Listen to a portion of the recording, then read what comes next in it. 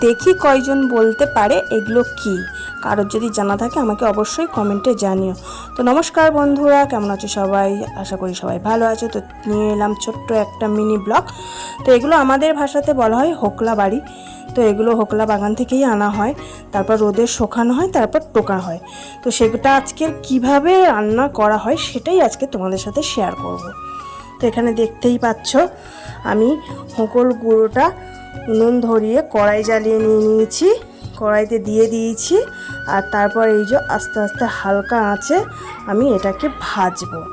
তো এটা দেখতে না পুরো হলুদ গুঁড়োর মতন, কিন্তু এটা হলুদ গুঁড়ো না, এটা একটা খাবার জিনিস।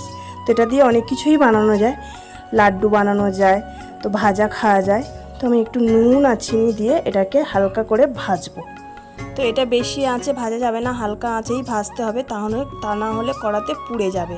তো এটা খেতে না খুবই সুস্বাদু হয়। তো কারা কারা খেয়েছো আমাকে কমেন্টে জানিও। তো আমার তো খুবই ভালো লাগে, একদিন লাড্ডু বানিয়ে দেখাবো। তো এই যে দেখো আমার ভাজা হয়ে গেছে। তো এখন আমি এটা মুড়ির সাথে মিশিয়ে খাবো। আর খেতে গন্ধ যা বেরিয়েছে না, চারদিকে পুরো হোকলগুলো পুরো মম করছে। তো খেতে তো খুবই সুন্দর হচ্ছে। তো তোমরা কারা কারা খেয়েছো একটু কমেন্টে জানিও।